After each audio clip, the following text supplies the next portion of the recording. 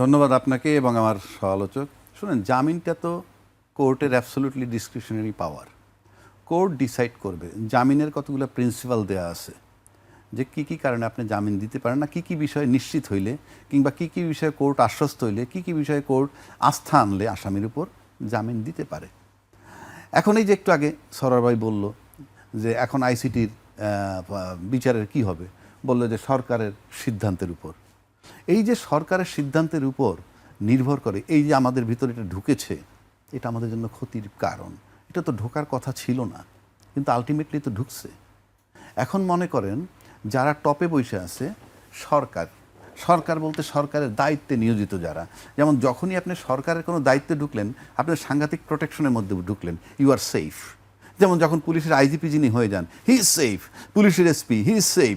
Army officer, he is safe. I am an individual, not safe. আমি যদি কালকে প্রধানমন্ত্রীর একটা উপদেশ হয়ে যায়, আই এম সেফ। কথাটা বোঝার চেষ্টা করেন। আপনি যখনই একটা রাষ্ট্রীয় দায়িত্ব পেয়ে যাচ্ছেন, ইউ আর ওয়েল প্রোটেক্টেড। এখন আসেন, আওয়ামী লীগের প্রতি একটু শিথিল মনে হচ্ছে সব কিছু, এবং আওয়ামী লীগ মনে করতেছে এই সরকার আসার পর যে তাদের সহায়ক সরকার ক্ষমতায় আসছে, যার ফলে ওখান থেকে জামিন হচ্ছে। এখন জামিন হওয়ার পর যে প্রতিক্রিয়া দেখাইছে, এজলাস ভাঙচুর করছে, সেটা সাপোর্ট করতে প্রশ্নই ওঠে না। কিন্তু তার ক্রোধটা কোথায়? কারণ যারা সিদ্ধান্ত নিয়ে শিথিল করলো আওয়ামী লীগের জন্যে, they are all of them are well protected. কিন্তু সে জামিন পেয়ে ওই লোক থাকবে মাঠে, লড়াই হবে মাঠের অন্য বিএনপির লোকের সাথে, দে আর নট ওয়েল প্রোটেক্টেড। এখন আসতে পারেন, বিএনপি তো সরকার ক্ষমতায়, বিএনপি সরকার ক্ষমতায় থাকলেও বিএনপির মাঠকর্মী যদি আওয়ামী লীগের মাঠকর্মী প্যারালালি থাকে মাঠে, খুব বেশি শক্তিশালী নয় in presence of Awami League. কারণ এটা আওয়ামী লীগের প্রশাসন, আওয়ামী লীগের 15 বছর 16 বছরের সাজানো প্রশাসন, সব কিছুর ভিতরে তারা। সুতরাং এই জন্য তাদের একটা চিন্তার কারণ, তাই তারা এক্সাইটেড হয়ে করছে। অফকোর্স আমি কোনোভাবে এটা সমর্থন করি না যে সে আদালতে ভাঙচুর হবে। জামিন দিছে, বিরোধিতা করলে উচ্চ আদালতে যাও, 1। 2, তোমরা তোমাদের যারা সরকারে আছে, টপ লেভেলের নেতা, মন্ত্রী, এমপি, তাদের সাথে গিয়ে বসো, যে তাদেরকে যে প্রিভিলেজ দিচ্ছেন এবং কোর্ট যে তাদের জামিন পাচ্ছে, তাতে কিন্তু মাঠে আমরা ধরাশায়ী হব।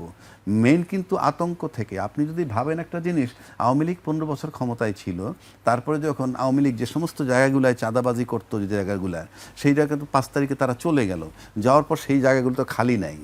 এখন কালকে যদি আওয়ামী লীগ মাঠে আসতে পারে, আপনি চাঁদাবাজি করেন, যা কিছু করেন, শেল্টার দেওয়ার জায়গা হলো প্রশাসন।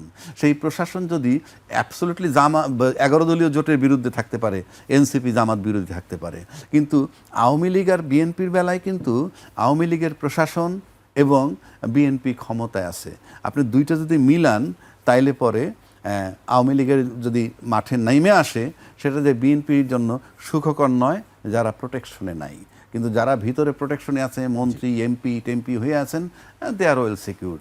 এখানেই যন্ত্রণাটা ওইখানে। কারণ 5ই আগস্টের পরে যেহেতু ওই জায়গাগুলো খালি ছিল না, সেই জায়গাগুলো ভরাট করছে কারা, সুতরাং একটা লড়াই সামনে আসতে পারে। সুতরাং এই চিন্তা করে তারা হয়তো চিন্তিত।